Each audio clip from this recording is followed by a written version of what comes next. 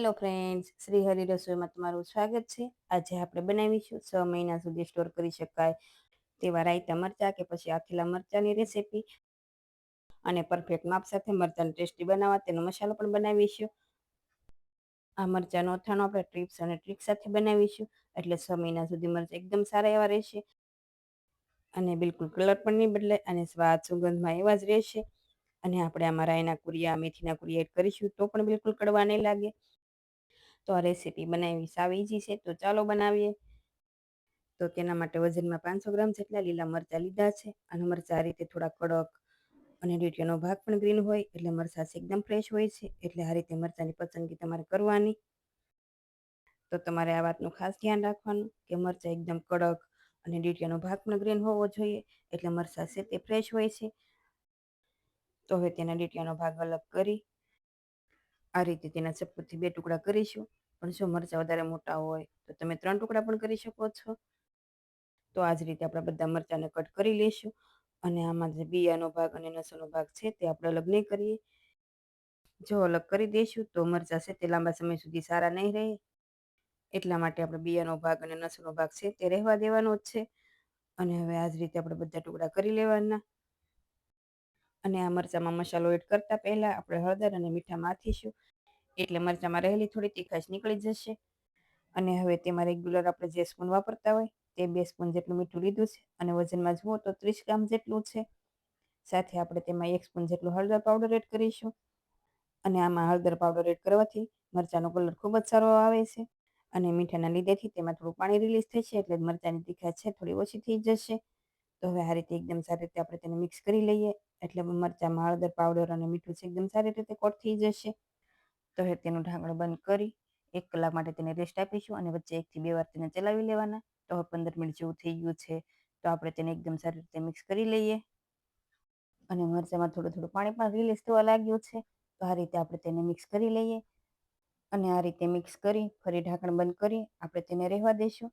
અને હજી તમારે 1 થી 2 વાર આ રીતે ચલાવી લેવાના. તો હવે લગભગ 1 કલાક જેવું થઈ ગયું છે. અને મરચાંમાં મીઠું અને હળદર એકદમ સારા એવા એબ્ઝોર્બ થઈ ગયા છે. તો હવે તેને કોઈ પણ એક કાણાવાળા વાસણમાં આપણે તેને લઈ લઈશું, એટલે તેમાં રહેલું પાણી છે તે બધું અલગ થઈ જશે. તો આ રીતે બાઉલ લઈ તેના પર આ રીતે કાણાવાળી સારણી લઈ તેમાં આપણે મરચાં છે તે એડ કરીશું. અને 5 મિનિટ જેવું રહેવા દઈશું, એટલે પાણી છે તે અલગ થઈ જશે. તો હવે તમે જોઈ શકો છો 5 મિનિટ જેવું થઈ ગયું છે. અને હું તમને બતાવું, મરચાંમાં રહેલું પાણી છે તે આ રીતે અલગ થઈ ગયું છે. અને હવે તેને કિચન પેપર કે આ રીતે કોટનના કપડામાં પણ તમે સૂકવી શકો છો. અને 2 થી 3 કલાક માટે આપણે તેને સુકાવી દઈશું, એટલે મરચાં એકદમ સારા ડ્રાય થઈ જશે. તો આ મરચાંને આપણે ફેન નીચે નથી સૂકવવાના, નોર્મલ રૂમ ટેમ્પરેચર ઉપર આપણે તેને સૂકવીશું. તો હવે મરચાં સુકાય ત્યાં સુધીમાં આપણે મસાલો પણ બનાવી લઈએ. તો પેનમાં આપણે અડધો કપ રાયના કુરિયા એડ કરીશું. અને વજનમાં જુઓ તો 100 ગ્રામ જેટલા છે. અને સાથે 2 સ્પૂન જેટલા મેથીના કુરિયા લીધા છે. અને સાથે 2 સ્પૂન જેવા સૂકા ધાણા લીધા છે. જો તમારી પાસે ધાણાના કુરિયા અવેલેબલ હોય તો તમે 2 સ્પૂન જેટલા ધાણાના કુરિયા પણ એડ કરી શકો છો. સાથે 1 સ્પૂન જેટલી વરિયાળી એડ કરીશું. વરિયાળીથી અથાણાનો સ્વાદ ખૂબ જ સારો આવે છે. જો તમારે આમાં વરિયાળી વધારે એડ કરવી હોય તો 1/2 સ્પૂન જેવી વધારે પણ એડ કરી શકાય. હવે એકદમ સારી રીતે મિક્સ કરી ગેસની ફ્લેમ સ્લો રાખી મસાલાને 2 થી 3 મિનિટ માટે રોસ્ટ કરીશું, એટલે તેમાં મોઈશ્ચરનો ભાગ હોય તે નીકળી જશે. તો આ રીતે મસાલાને રોસ્ટ કરવાથી રાયતા મરચાં છે તે લાંબા સમય સુધી સારા રહે છે. તો હવે 2 થી 3 મિનિટ જેવું થઈ ગયું છે. મસાલો પણ સારો રોસ્ટ થઈ ગયો છે. આ મસાલાનો આપણે કલર નથી બદલાવા દેવાનો. આ રીતે એકદમ સારો રોસ્ટ થઈ જાય એટલે આપણે ગેસની ફ્લેમ બંધ કરીશું. અને મસાલાને હવે પ્લેટમાં લઈ લઈએ. અને આ રીતે તેને ફેલાવી આપણે તેને ઠંડો થવા દઈશું, એટલે મસાલો છે ઝડપથી ઠંડો થઈ જશે. તો હવે મસાલા ઠંડા થાય ત્યાં સુધીમાં આપણે મીઠાને પણ શેકી લેવાનું છે, એટલે મીઠામાં રહેલો મોઈશ્ચરનો ભાગ હોય તે નીકળી જશે.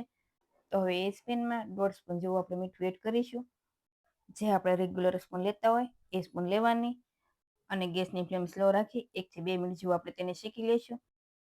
તો જનરલી આપણે કોઈ પણ અથાણું બનાવતા હોય તો મીઠાને આ રીતે આપણે શેકીને જ લેતા હોઈએ છીએ, એટલે મીઠામાં મોઈશ્ચરનો ભાગ હોય તે નીકળી જતો હોય છે.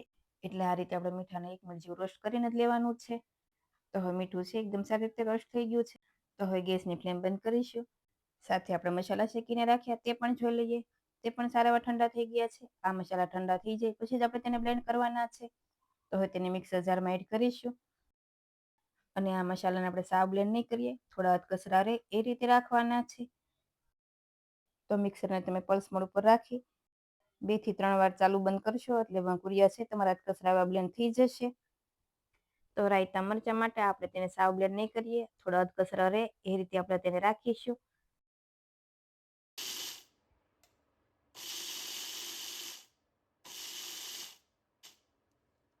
તો હવે આ રીતે મેં પલ્સ મોડ ઉપર રાખી મસાલાના અધકચરાઓ બ્લેન્ડ કરી લીધો છે. તેને આપણે એક બાઉલમાં એડ કરીશું અને આ રીતે આપણે તેને ફેલાવી દઈશું. અને સાથે આપણે આમાં વરિયાળીનો પણ અધકચરો ભૂકો કરી લીધો છે, પણ જો તમારે આખી જ એડ કરવી હોય તો તમે અલગથી પણ એડ કરી શકો છો. તો આપણે મસાલા રોસ્ટ કરીએ ત્યારે તેમાં એડ નહીં કરવાની. સાથે હવે જે મીઠું શેકીને રાખ્યું હતું તે એડ કરીશું અને આ રીતે મીઠાને આપણે છેલ્લે જ એડ કરવાનું છે. અને વચ્ચે આપણે 1/2 સ્પૂન જેટલી હિંગ એડ કરીશું. સાથે 1 સ્પૂન જેટલો હળદર પાવડર એડ કરીશું. તો હવે આ રીતે મસાલો તૈયાર કરી આપણે તેને થોડી વાર માટે સાઈડમાં રાખીશું. ત્યાં સુધીમાં આપણે તેલ પણ ગરમ કરી લઈએ. તો ગેસની ફ્લેમ મીડિયમ રાખી અડધો કપ જેટલું તેલ એડ કરીશું અને વજનમાં જુઓ તો 100 ગ્રામ જેટલું છે. અને અહીંયા મેં શીંગ તેલ લીધો છે. શીંગ તેલનો અથાણામાં સ્વાદ ખૂબ જ સારો આવે છે.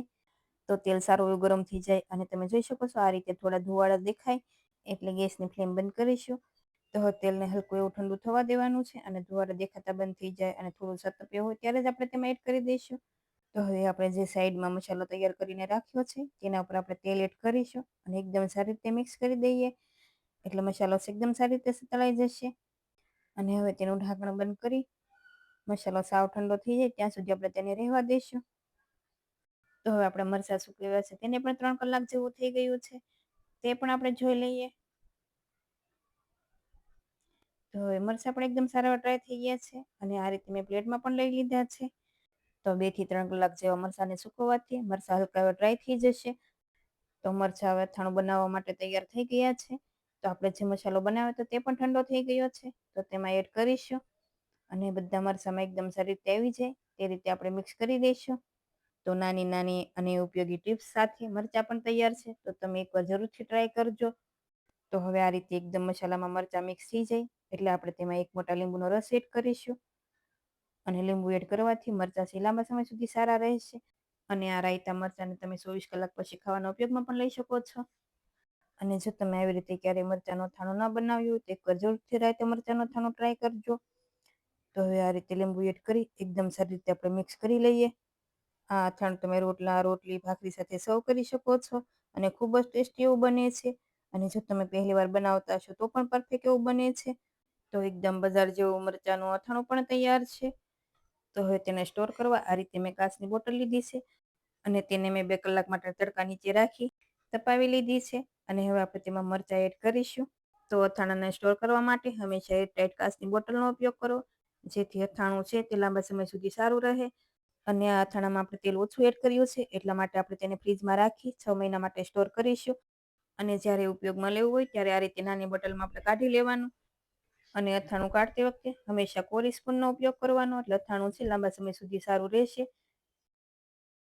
તો અથાણું પણ તૈયાર છે. તો નાની નાની ટિપ્સ અને ટ્રિક્સથી અથાણું બનાવીશું તો અથાણું છે એકદમ પરફેક્ટ એવું બનશે. તો તમને આ રેસીપી કેવી લાગી તે મને કમેન્ટમાં કહેજો અને જો રેસીપીઓ ગમતી હોય તો વિડીયોને લાઇક કરજો, શેર કરજો અને મારી ચેનલને સબસ્ક્રાઈબ કરજો અને આવી જ નવી રેસીપીઓ જોવા માટે બેલ આઇકન પ્રેસ કરજો. Thank you for watching.